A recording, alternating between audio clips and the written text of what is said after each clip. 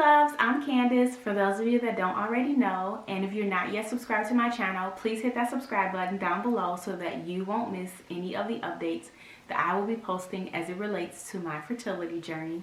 So welcome to my channel, or welcome back, and today I want to talk about my ERA experience, and let me just tell you, it was an experience I don't ever want to have to deal with again. So my ERA test was last week, and for those of you that are not familiar with what an ERA test is, it is a test where your RE takes a biopsy of your uterus and sends it off to a lab, and the lab can test your biopsy to determine how much progesterone you need to have the best chance for a successful transfer. As I'm reading on the website, the ERA test helps avoid implantation failure by establishing the best day for embryo transfer. I feel like I should be a teacher or something. Y'all think I would be a good teacher? So it stands for the Endometrial Receptivity Analysis, or Array, whichever website you're looking at. But that's pretty much what it is. It increases the chances for you to have a successful implantation of your frozen embryos. And so it's really a very good test to get. I know a lot of doctors don't do it or don't recommend it, but a lot of women get the test done if they've had multiple miscarriages, or if they've had multiple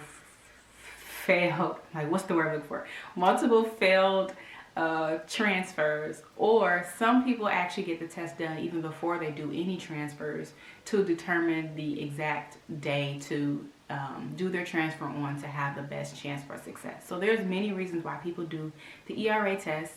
And so of course I did the ERA test because my first IVF transfer was a failure. And I mean to say it like that. It was a failure, a big fat failure. No, it failed. I'm still sad, but my first transfer was a fail, and I only have 3 frozen embryos left, and so I don't have a whole lot of embryos to use to like try out and see if it works. Like, I wanted to have the optimal time where the transfer should be done to have the best chance for success. So that's why I did the ERA test. So how to prepare for the ERA test? So pretty much of course every doctor is going to do it differently, but in my experience, my doctor had me to prepare like I was preparing for transfer. So I started my estradiol pills on cycle day 2 or 3, I think it was, and then 5 days before my first ERA biopsy, because I had to have 2 of them things. So 5 days before my first ERA biopsy, I started the progesterone oil shots. And on cycle day 21, I went in for my first biopsy, which was very painful. And then 2 days later, on cycle day 23, I had a second biopsy done. And so that's really how you prepare. A lot of times people refer to it as like a mock transfer, or like a, whatever, mock transfer cycle or something like that. And so you're pretty much doing exactly what you would do if you were preparing for transfer, because you want to mimic the same cycle that you would do for transfer so they can get the best possible results from your biopsy. So that is the preparation for the ERA test. So the actual ERA procedure was terrible. It was horrible. It was very painful. I also did not take any pain medications, so it was terrible. But the whole process was very quick. I would say the whole thing from like start to finish was probably like a minute and a half. So but once I got like on the table and got situated, and the doctor got all of the instruments together, like the whole thing was very quick. It was very painful because they take a tube that's probably like about this long, and it's like really skinny, and they go in, and what they have to do is kind of like go around your uterus to get to the top of your uterus where they take that tissue out. And so it was very painful. It was almost like intense cramping. I don't know what to compare the pain to, because obviously I've never been through childbirth, so I know it's not like up there like a 10, but it's pretty close. It's probably like an 8, I would say, like a good 7 or 8.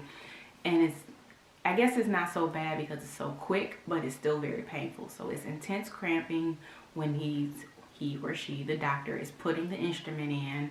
And then for me, I guess the way my uterus is situated in my little body, he had to kind of like move my cervix over out the way. I should have told y'all this video was gonna be TMI. Anyway, we all girls here. So he had to move my cervix out the way with this little clamp. So he like clamped my cervix like out the way and went around it and like through whatever and got to the top of my uterus. And then after that, I mean, like I said, this was probably like 30 seconds, maybe to a minute. And then after he got the instrument where he needed it to be, it was a 10-second count. So he used the instrument and was like kind of twisting it to get the tissue out of the uterus and to get the sample for the biopsy. So it was pretty cool because I got to see what the tissue in the uterus looks like. I know it sounds gross, but I like looking at that kind of stuff. So I got to see what my uterus tissue looked like. I don't know why I would even want to look at that. But so the whole thing was rather quick, but it was very, very painful. I would recommend, if you are not very tolerant of pain, I would recommend that you take pain medication just to make it a little bit more comfortable, because I was a little bit tense because it was so uncomfortable and so painful. And I think that if I was a little bit more like, you know, relaxed, it might have been a little bit more tolerable. I don't know. I know some REs actually give valium, which I'm telling my doctor, like, you need to get on that valium train. Valium. You need to get on that train because I need some of that in my life. But didn't get any of the good stuff, so I had to kind of tolerate the pain. But it was good. So I finished that. The second biopsy was not as painful as the first one. I don't know if it was because I already knew what to expect, or because the doctor kind of already knew from the first biopsy like what worked and how, you know, he already knew like he had to clamp my cervix over, which he doesn't have to do for all women, and he already kind of had the technique down. So it was a little bit easier the second biopsy, but it's still very painful. And so that was really it. It was really quick. It was very painful, and I'm happy it's over, and I hope I will never ever have to do that again. So that was the procedure. So for the recovery, which was very easy for me, I didn't take pain medications before or after the procedure. So during the whole procedure, there was very intense cramping. And then once the procedure was done, like once he had taken the biopsy and everything, the cramping kind of subsided. And as time went on, I would say within an hour or two after the biopsy, I had like very little to no cramping. So it was very easy recovery. I didn't have any restrictions or anything. And so I just kind of took it easy and just kind of rested. But really the recovery was nothing. And I did have a little bit of spotting afterwards, which is normal. So you guys know that as well. That could be something that you could expect. But overall, the ERA test was terrible. And I hope I never have to do it again. So that was the procedure and the recovery. And so what else should I talk about? I'll talk about the results. So what the results of the ERA test will tell you is it will give a report to your RE, and it will tell exactly how many hours of progesterone is needed in order to have the best chance for a successful transfer, like implantation. So it'll be a report, and it'll say, you know, she needs 97 hours of progesterone or 100 hours or whatever, which I think is amazing. That technology and science allows us this opportunity to have that type of information. And so so I'm waiting for that report. The actual results take about 2 weeks. And so as soon as I get that report, I will let you guys know. So I think the way they do it is either you're pre-receptive or you're receptive or post-receptive. And it either says like you need more progesterone than normal people, or less progesterone. I don't want to say normal people because I'm normal either way. But like you need more progesterone or less progesterone in order to have the optimal like receptivity in your uterus going on. So that's what the results will tell. I'm really curious to know what my report is going to be, and if receptivity played a role in my failed IVF transfer before. So that will be very interesting, and I will share that with you guys when I get those results in a few weeks. And so the last thing, I want to talk about, I think, is the next steps. So I am now taking a progesterone pill along with my estrogen pills, and after I finish that, hopefully in 10 days or so, then I'm supposed to start another cycle. And so just based on the way the calendar is and the way my cycle is, I will not be able to do a transfer in March because I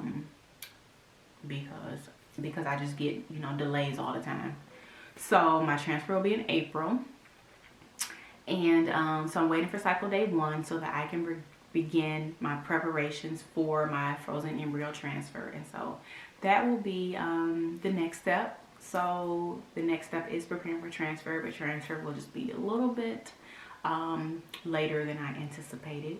So that's what I'm waiting on now. And then the last thing I want to talk about is the cost of the ERA test. So I know a lot of times people look for videos to determine, like, not only the procedure or process, but the cost. So the cost of my first biopsy was $795, which was not covered by insurance. I had to pay that out of pocket. And then the second biopsy, the cost I think is between $250 and $350, and I think it just depends. And then if they don't use that second biopsy, they will refund the money for that. But I think they test the first biopsy, and if they can't get the information they need, then they will test the second biopsy, because it's later. You know, the biopsy was taken later in the cycle. So so that was the cost. And then my RE charged I think $300 just to do the biopsy for the 2 days. And so I guess the total, y'all know I'm not that good at math, $795 plus $250 plus $300, that sounds like about around $1,500. Is that right? I don't know. Let's just say it's about $1,500. And so that's the cost, and I think that's it. So I talked about what the ERA test was, how I prepared for it, what the procedure was, the recovery, the next steps, and the cost. I talked about all 6 of the things I wanted to talk about, and I've only been talking for, you know, a few minutes. So I want to thank you guys so much for watching this video. And if you are preparing for an ERA test, or if you've had an ERA test in the past, I would love to hear your experience or your questions. So comment down below, or hit me up on my social media. Do people still say hit me up? I'm gonna start saying that. I'm gonna start saying that every video. Hit me up, y'all. No, I'm just playing. So all my social media pages will be linked down below in the description box, so that you guys can follow me on some of those and ask me questions and talk to me and stuff like that. And so I want to thank you guys seriously for watching my video and listening to me ramble about things. And I hope you guys enjoyed this video. I hope it was very informative for some of you guys who have no idea about any of this stuff. And I hope that it was helpful for you guys who are unfortunately going through this stuff. And I will be back next week with another update on something else that I don't know what I'm going to be talking about yet. But I'll be back next Sunday with another video. I don't even know how I started uploading on Sundays. That's just becoming like my thing. So it's like a TV show. Like, I'm your favorite TV show. Come on every Sunday. I don't know. All right. Well, thank you guys so much for watching my video, for following along on my journey, and for your support, and for subscribing. Make sure you subscribe and give a thumbs up if you enjoyed this video. And if you did enjoy this video, then you can just click off somewhere else. Don't you dare give me a thumbs down, because I will find you. And that's it. All right, y'all. Peace out.